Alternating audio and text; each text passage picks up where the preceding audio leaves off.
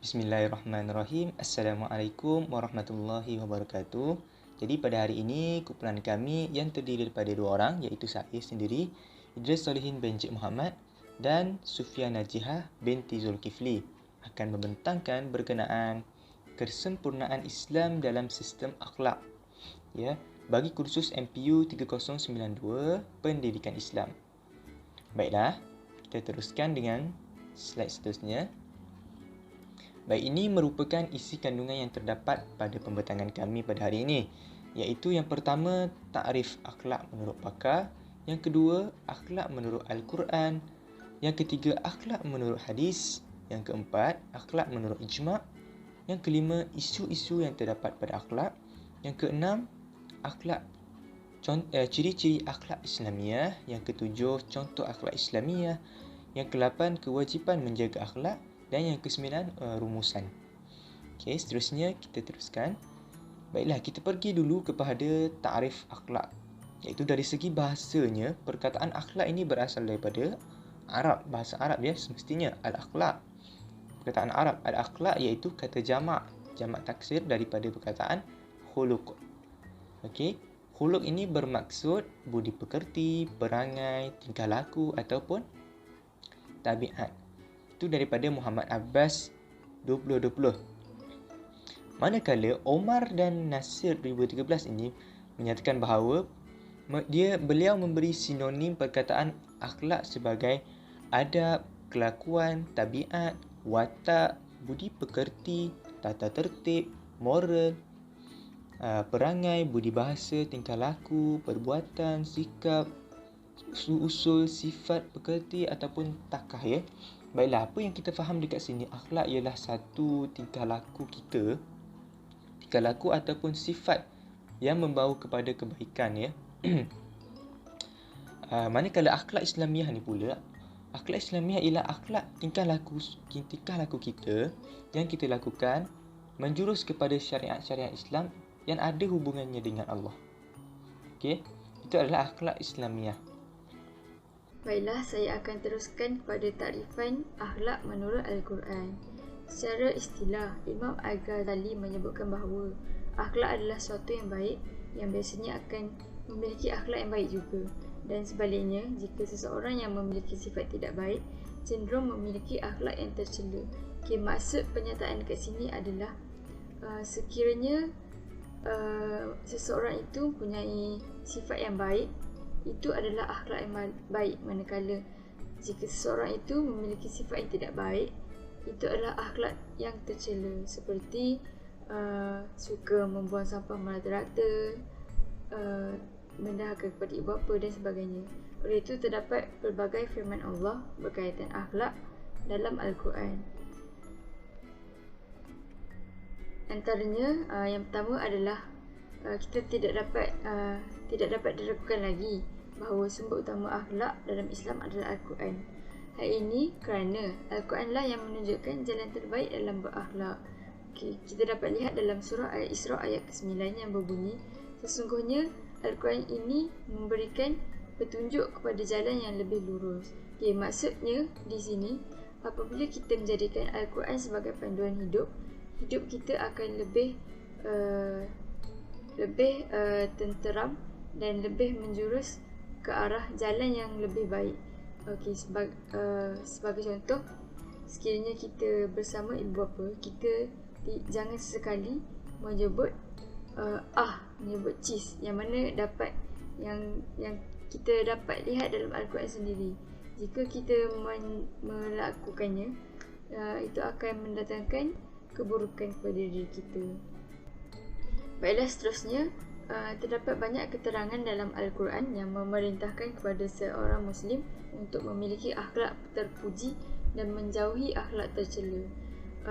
Antaranya kita dapat lihat dalam surah Al-Fussilat ayat ke-34, iaitu tolaklah kejahatan itu dengan cara yang lebih baik, maka tiba-tiba orang yang antara kamu dan dia ada permusuhan seolah-olah telah menjadi teman yang sangat setia. Maksudnya ayat ini adalah walaupun sekiranya berlaku suatu masalah antara dua pihak, kita perlulah sabar dan jangan luahkan kemarahan kepada pihak yang kedua, supaya kita dapat elakkan perkara-perkara buruk berlaku seperti sakit hati, pihak kedua tergores hati, pihak kedua merasa sangat sedih. Apabila kita menahan amarah kita, kita dapat menjalankan semula hubungan yang lebih baik dan menjadi seperti teman yang sangat setia. Baiklah, yang seterusnya adalah dalam surah Ali Imran ayat ke 133 hingga 134, iaitu, dan bersegeralah kamu kepada ampunan dari Rabbmu dan kepada yang luasnya seluas langit dan bumi yang disediakan untuk orang-orang yang bertakwa, iaitu orang-orang yang menafkahkan hartanya baik di waktu lapang maupun sempit, dan orang-orang yang menahan amarahnya dan memaafkan kesalahan orang. Allah menyukai orang-orang yang berbuat kebajikan. Baiklah, dalam surah Ali Imran ayat ke 133 hingga 134 ini menyatakan bahawa kita perlulah menjadi seorang yang bertakwa, iaitu kita sentiasa menafkahkan rezeki yang diperoleh ke jalan yang benar, seperti ke rumah anak yatim, ke fakir miskin. Walaupun kita kesentukan wang, kita perlu sentiasa bersedekah supaya rezeki yang diperoleh akan sentiasa mengalir, dan kita perlulah sentiasa memaafkan orang walaupun pihak yang lain itu bersalah, tetapi dengan ini kita dapat menjadi orang yang lebih baik dan mempunyai hubungan yang lebih erat. Allah menyukai orang-orang yang berbuat kebajikan seperti demikian. Seterusnya ialah menurut hadis. Bagaimana akhlak ini menurut hadis? Okey. Daripada Abu Hurairah, dia berkata Rasulullah SAW bersabda, orang-orang mukmin yang paling sempurna imannya adalah mereka yang paling baik akhlaknya. Itu dia. Akhlak yang paling baik ialah iman yang paling baik ialah mereka yang mempunyai akhlak yang baik. Jadi akhlak ini merupakan kayu ukur kepada keimanan seseorang. Bagaimana baiknya akhlak seseorang tersebut, bagaimana mulianya akhlak seseorang tersebut, budi pekertinya, begitulah keimanannya terhadap Allah Subhanahu Wa Taala. Kenapa akhlak ni penting sangat? Penting sampaikan dia menjadi kayu ukur kepada iman kita, kerana akhlak ni merupakan cerminan kepada diri kita. Okey. Dan akhlak ni akan menjadi persepsi orang ramai kepada kita. Baik buruk yang kita lakukan, itulah akhlak kita, dan itulah akan dilihat oleh orang ramai kepada kita. Okey.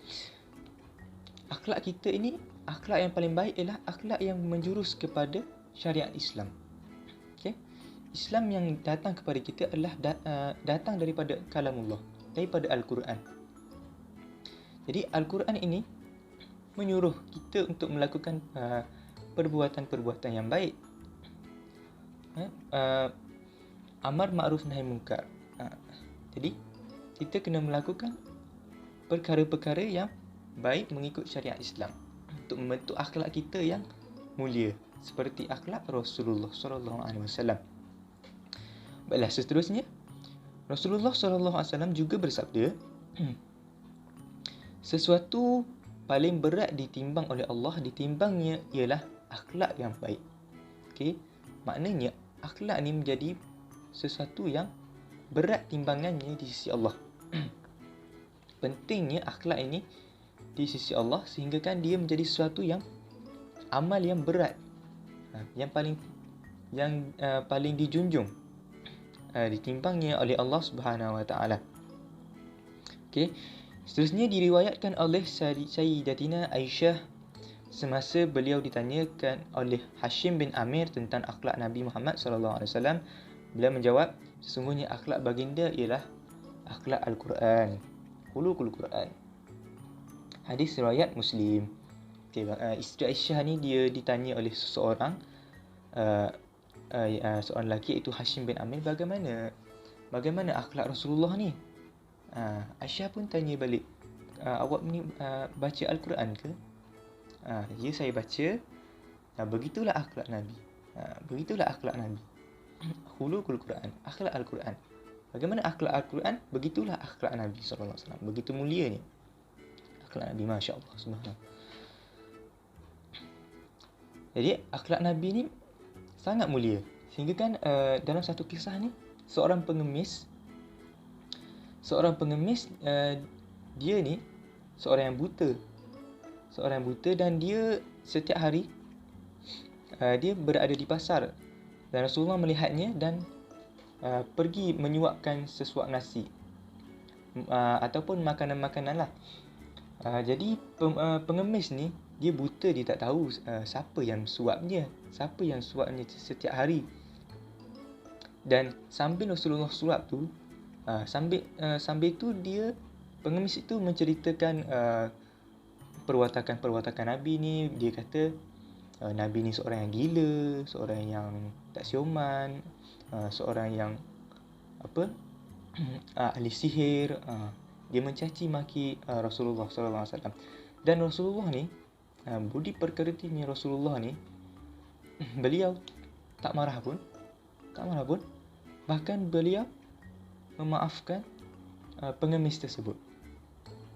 Sampai satu ketika pengemis ni dia boleh mengecam suapan nasi daripada Rasulullah, dan sehingga satu ketika Abu Bakar yang menyuapnya. Dan beliau pengemis itu berkata, dia pun marah. Saya tak rasa ini suapan yang dilakukan oleh orang yang sebelum ni, iaitu Rasulullah lah. Dan Abu Bakar pun mengatakan bahawa Rasulullah itu telah wafat. Dan pengemis itu pun menangis dan terus masuk Islam kerana budi pekerti Rasulullah sallallahu alaihi wasallam. Begitulah akhlak Rasulullah sallallahu alaihi wasallam sehingga menyebabkan seseorang itu masuk Islam, memeluk Islam. Okey, betapa mulianya akhlak Rasulullah sallallahu alaihi wasallam. Begitulah yang dikisahkan dalam satu kisah Rasulullah lah yang saya baca. Okey. Jadi akhlak ini sangat penting untuk kita bina, untuk membentuk diri kita yang mencerminkan seorang yang berbudi pekerti, berakhlak mulia. Okey. Baiklah, seterusnya kita teruskan kepada takrifan akhlak menurut ijma' ulama'. Ijma' adalah satu perkataan Arab yang membawa maksud satu azam atau tekad yang dipegang. Definisi sebenar ijma' pula adalah persetujuan atau kesepakatan yang dicapai oleh golongan-golongan bijak pandai ilmu Al-Quran, hadis dan sunnah dalam mewartakan atau menetapkan hukum dalam agama Islam. Atau dalam erti kata lain adalah ulama'-ulama'.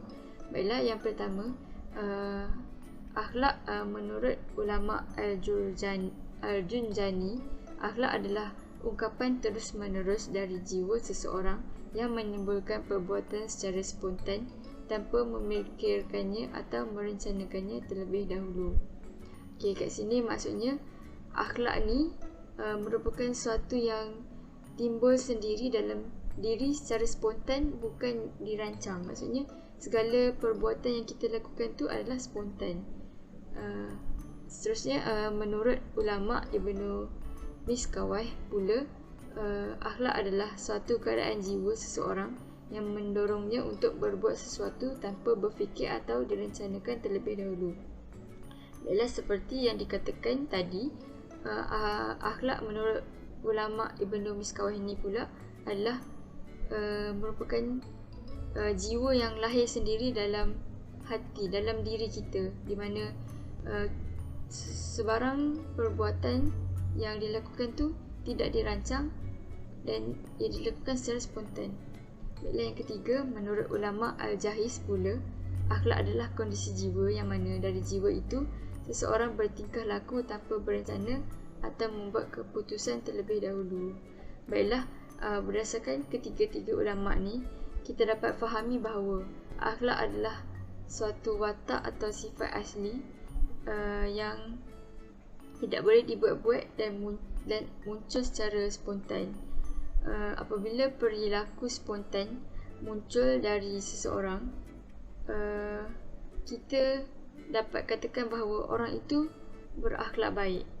Sebaliknya, jika perilaku yang muncul adalah perilaku yang kurang baik, maka kita boleh katakan bahawa pelaku itu adalah berakhlak buruk. Okey, baiklah. Seterusnya adalah terdapat juga ulama yang membahagikan akhlak kepada dua kategori, iaitu akhlak mulia kepada Allah Subhanahu Wa Taala dan akhlak mulia terhadap para makhluknya. Baiklah, akhlak mulia kepada Allah bermakna meyakini segala sesuatu yang berasal dari diri kita, di mana pasti memungkinkan terjadinya kesalahan sehingga kita perlu memohon ampunan. Adapun segala sesuatu yang berasal dari Allah Subhanahu Wa Taala patut disyukuri. Jadi kita harus sentiasa bersyukur, memohon ampunannya, mendekat kepadanya serta berusaha dan menelaah dan membuat baik kepada Allah SWT. Sentiasa melakukan amalan yang baik. Ialah berdasarkan akhlak mulia kepada Allah Subhanahu Wa Taala ini, kita dapat kita sebagai hamba Allah, kita perlulah sentiasa menjalankan suruhannya dan meninggalkan larangannya. Kita haruslah sentiasa bersyukur dengan segala rezeki, nikmat dan rahmat yang telah diberikan oleh Allah kepada hidup kita. Oleh itu, kita sebagai hamba, kita perlu sentiasa memohon ampun, mendekat kepadanya dengan sentiasa melakukan amalan-amalan sunat, sentiasa bersedekah, sentiasa menjalankan segala suruhannya dan amalan baik, dan berusaha menjadi hamba yang lebih baik dari tahun ke tahun. Baiklah, yang kedua adalah akhlak mulia kepada makhluk, terangkum dalam dua hal, iaitu banyak mengulurkan tangan untuk amal kebajikan serta menahan diri dari perkataan dan perbuatan tercela. Kedua hal ini mudah dilakukan jika memiliki 5 syarat, iaitu ilmu, kemurahan hati, kesabaran, kesihatan jasmani dan pemahaman yang benar tentang Islam. Baiklah, jika seseorang Muslim itu memahami Islam dengan baik, ia merupakan perkara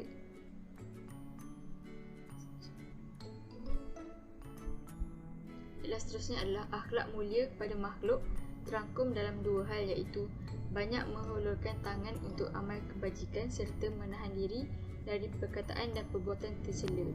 Kedua hal ini mudah dilakukan jika memiliki 5 syarat, iaitu ilmu, kemurahan hati, kesabaran, kesihatan jasmani dan pemahaman yang benar tentang Islam. Baiklah, memahami Islam dengan baik merupakan perkara yang perlu disematkan dalam diri umat Islam, kerana hal itu merupakan dasar untuk melakukan sifat-sifat mulia.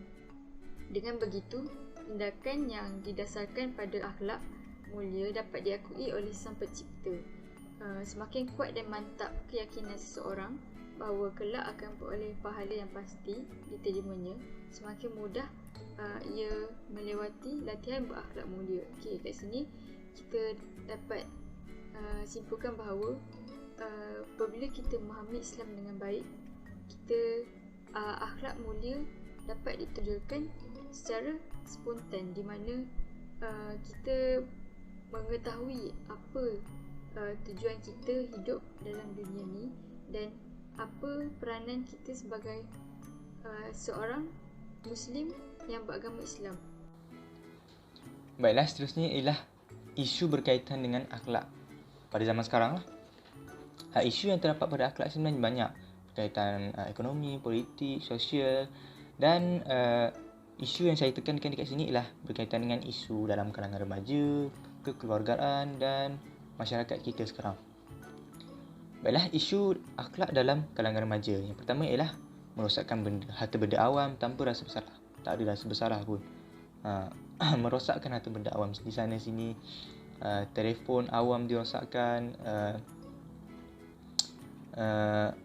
vandalism dan sebagainya. Yang kedua, tidak menghormati guru sehingga mengeluarkan kata-kata kesat. Ini kita kena ambil cakna ni. Ini guru kita kita kena hormat. Kerana apa yang dikeluarkan oleh guru itu adalah ilmu. Ilmu akan masuk dalam diri kita. Jadi, keberkatan ilmu itu datang daripada seorang guru. Jadi, kita kena hormat seorang guru itu. Jangan keluarkan kata-kata kasar. Hormat guru itu sebagaimana kita hormat kedua ibu bapa kita. Okey. Yang ketiga, tidak menjaga batas pergaulan dan mendedahkan auratnya di khalayak ramai walaupun beragama Islam. Ini banyaknya berlaku di media-media sosial, di Instagram, di Facebook, di TikTok dan sebagainya.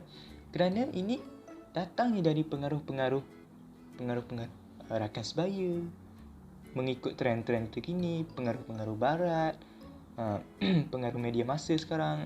Ini sangat penting. Remaja sekarang memang dia akan terikut-ikut dengan trend-trend barat sekarang ni. Jadi, bagaimana kita nak bendung akhlak ni? Semestinya dengan kita didik mereka dengan ilmu-ilmu Islam. Kerana ilmu adalah adalah tahap kedua daripada akhlak. Okey, akhlak dahulu baru ilmu. Okey, ilmu ini kena berjalan seiring dengan akhlak. Okey, bila akhlak kita baik, kita menuntut ilmu, insya-Allah kita akan berada di jalan yang benar. Baiklah, seterusnya ialah isu akhlak dalam kekeluargaan. Yang pertama ialah permasalahan keluarga yang melibatkan ibu bapa, contohnya pergaduhan dan perceraian boleh membawa kepada permasalahan sosial. Baiklah, jika ibu bapa ni, ibu bapa bila bercerai, bergaduh, dia akan menyebabkan anak stres. Bila anak stres, anak ni akan melarikan diri, lari dari rumah. Bila lari dari rumah, mengasingkan diri dan mencari rakan-rakan yang rosak akhlaknya. Akhlak ni tak ada kena-mengena dengan agama Islam. Minum arak, jual dadah, dan mengamalkan pergaulan bebas. Ini bahayanya ibu bapa apabila berlakunya pergaduhan dalam institusi keluargaan. Okay, yang kedua ialah anak menderhakai kedua ibu bapa, malah ada yang menghantarnya ke rumah penjagaan orang tua kerana tidak mampu untuk menjaganya. Okey. Anak-anak sekarang ni itulah berkaitan dengan kerjaya ni sekarang, sibuk dengan kerjayanya. Jadi dia tak mampu ataupun tak mampu untuk menjaga ibu bapanya. Sedangkan anak yang soleh itu anak yang mampu mendoakan untuk ibu bapanya, mampu menjaga kedua ibu bapanya. Waladun solehun yad'u lahu. Anak yang soleh yang mendoakannya. Yang ketiga ialah tidak menjaga akhlak makan dan minum sewaktu bersama. Jadi kita pun kena jaga akhlak kita sewaktu makan bersama. Jangan kita nak mengumpat ketika makan, bergosip, mengeluarkan kata-kata kesat depan makanan, itu tak elok. Okey. Baiklah, seterusnya ialah isu akhlak dalam masyarakat. Okey, yang pertama, menipu dalam aktiviti jual beli sama ada secara terus ataupun atas talian. Okey, secara terus ni sama ada dengan kita penjual itu menipu harga, menipu apa yang dijualnya.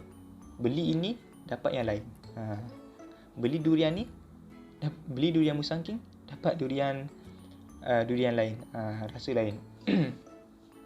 Dan secara atas talian pun banyak scammer, banyak penipu-penipu secara jual secara online ni. Ini masyarakat yang runtuh akhlaknya. Jadi semestinya kita kena menjaga akhlak kita supaya tak ada melakukan perkara-perkara menipu seperti ini. Jadi seterusnya ialah mencaci maki seseorang di media sosial. Ini pun banyak dekat komen-komen kita baca kan. Okey, kalau kita tak suka benda tu, kita diam je. Seperti Rasulullah SAW, beliau hanya diam ketika sahabatnya memakan bom. Beliau hanya membenarkan, tapi Rasulullah tak makan. Beliau hanya mendiamkan dirinya. Baiklah, seterusnya berlakunya perzinaan di merata tempat tanpa menghiraukan mahram. Okey, tanpa menghiraukan batas-batas seorang lelaki dan perempuan melakukan perzinaan. Jadi perlunya kita jaga akhlak kita daripada melakukan perzinaan yang sehingga tak menghiraukan mahram. Okey. Yang keempat ialah berlakunya kes-kes jenayah seperti membunuh, mencuri, riba dan sebagainya. Okey, seterusnya kita masuk kepada ciri-ciri akhlak Islamiah. Ciri-ciri akhlak Islamiah ini terdapat 5, iaitu yang pertama, mutlak dan menyuruh. Yang kedua, melengkapkan dan menyempurnakan tuntutan sebab manusia ni dijadikan dengan pelbagai sifat. Jadi akhlak Islamiah ini melengkapkan dan menyempurnakan segala tuntutannya kepada kita. Okey, dari segi rohani, jasmani dan akal kita, bagaimana kita berfikir dengan baik. Okey, yang ketiga ialah bersifat sederhana dan seimbang. Dia tak ada membebankan seseorang itu. Akhlak Islamiah ni sederhana. Dia tak susah, tak mudah. Okey. Yang keempat, mencangkupi suruhan dan larangan. Dan yang kelima, bersih dalam pelaksanaan. Semestinya akhlak Islamiah ni suci daripada perbuatan yang mungkar. Tak ada perkara yang buruk. Semuanya datang daripada Allah SWT dan syariat Islam. Jadi perkara-perkara tersebut adalah perkara-perkara yang baik. Baiklah, seterusnya kita teruskan kepada contoh akhlak Islamiah yang terdapat dalam Al-Quran. Yang pertama adalah berbuat baik kepada ibu bapa. Kita dapat lihat dalam surah Al-Isra ayat ke-23, iaitu, dan Tuhanmu telah memerintahkan supaya kamu jangan menyembah selain Dia, dan hendaklah kamu berbuat baik pada ibu bapamu dengan sebaik-baiknya. Jika salah seorang di antara keduanya atau kedua-duanya sampai berumur lanjut dalam pemeliharaanmu, maka sekali-kali janganlah kamu mengatakan kepada keduanya perkataan dan janganlah kamu membentak mereka, dan ucapkanlah kepada mereka perkataan yang mulia. Baiklah, kita sebagai seorang anak, kita jangan sesekali kita menyebut perkataan cis kepada ibu bapa, kerana itu akan menggores hati ibu bapa. Dan jika hati mereka terluka, dosa akan kita peroleh. Oleh itu, jangan sesekali meluahkan perkataan-perkataan tersebut walaupun kita tidak berpuas hati dengan mereka. Kita perlulah menahan semua amarah dan perbuatan tercela tersebut, supaya kerana mereka lah insan yang menjaga kita sehingga kita besar. Mereka lah yang mendidik kita, yang memberikan kehidupan yang baik kepada kita. Oleh itu, kita perlulah sentiasa mengamalkan perkataan-perkataan yang baik sahaja kepada ibu bapa. Seterusnya adalah berlaku adil pada semua individu. Allah berfirman dalam surah Al-Ma'idah ayat ke-8, iaitu, hai orang beriman, hendaklah kamu jadi orang yang selalu menegakkan kebenaran kerana Allah, menjadi saksi dengan adil, dan janganlah sekali-kali kebencianmu terhadap suatu kaum mendorong kamu untuk berlaku tidak adil. Berlaku adillah kerana adil itu lebih dekat kepada takwa, dan bertakwalah kepada Allah. Sungguhnya Allah Maha mengetahui apa yang kamu kerjakan. Baiklah, perkataan keadilan ini merupakan perkataan yang amat penting kepada seorang pemimpin, terutamanya pemimpin yang memimpin satu kelompok yang besar seperti Perdana Menteri, adun daerah, dan guru juga merupakan seorang pemimpin yang perlu berlaku adil. Jika kita janganlah sesekali pilih kasih terhadap suatu keadaan. Kita sebagai pemimpin, kita perlu lihat semuanya secara setara dan sama rata. Hal ini demikian kerana kita jangan sesekali, walaupun kita membenci satu kaum itu, jangan sesekali kita menyisihkan mereka. Itu adalah hal yang paling tidak boleh dilakukan oleh seorang pemimpin. Hal ini kerana pemimpinlah yang perlu memimpin rakyat-rakyatnya untuk menjadi lebih baik dan ataupun untuk meneruskan kehidupan dengan lebih baik. Oleh itu, sebagai pemimpin kita pula adil, kerana adil itu menunjukkan sifat takwa yang ada dalam diri kita. Apabila kita bertakwa kepada Allah Subhanahu Wa Taala, kerja yang kita lakukan akan lebih mudah dan kita akan peroleh rahmat daripada Allah Subhanahu Wa Taala. Seterusnya adalah jangan sombong, di mana Allah berfirman dalam surah Al-Isra ayat ke-37, Dan janganlah engkau berjalan di bumi ini dengan sombong, kerana sesungguhnya engkau tidak akan dapat menembus bumi dan tidak akan mampu menjulang setinggi gunung. Berdasarkan ayat ke-37 dalam surah Al-Isra ini, kita jangan sekali berlaku sombong untuk menunjukkan kekuatan dan kekuasaan yang kita miliki, di mana hentakan kaki yang kita lakukan tidak mampu menembus bumi dan tinggi mana pun kepala kita tidak mampu menjulang setinggi gunung. Hal ini demikian kerana kita di hadapan Allah, kita merupakan hamba Allah dan kita merupakan makhluk yang lemah dan rendah di hadapan Allah. Kita tidak memiliki kekuatan dan kemuliaan melainkan apa yang telah dianugerahkan oleh Allah Subhanahu Wa Taala. Oleh itu, jangan sekali kita sombong dan bongkak terhadap diri sendiri di dunia ini, kerana di akhirat kelak kita semua sama rata. Baiklah, seterusnya kita lihat pula kepada kewajipan menjaga akhlak. Baiklah, yang pertama ialah membentuk akhlak dan sifat peribadi yang terpuji dan diridai oleh Allah Subhanahu Wa Taala. Baiklah, Rasulullah SAW bersabda, sesungguhnya aku ni diutuskan untuk menyempurnakan akhlak yang mulia. Akhlak yang mulia. Hadis riwayat Al-Bukhari. Jadi Islam ni datang dengan sifat yang terpuji. Islam ni tak ada datang dengan keburukan. Semuanya perkara-perkara yang menjurus kepada syariat Islam yang membawa kepada jalan yang benar. Baiklah, yang kedua, kewajipan untuk kita menjaga akhlak ni adalah untuk membezakan akhlak seorang Muslim yang saling berhubungan dengan Allah Subhanahu Taala. Okey, tidak menafikan akhlak seorang Muslim ni memang berhubungan dengan Allah Subhanahu Taala. Tidak melakukan perbuatan itu secara sia-sia dan mesti mengharapkan keredaan Allah. Okey, yang ketiga ialah menjadi contoh teladan bagi golongan anak muda yang dahagakan ilmu dan kesedaran. Okey, kita pun diajar untuk membaca doa sebelum makan, baca doa bertandas. Okey, jadi bagaimana kita nak dapatkan akhlak yang terbaik ini?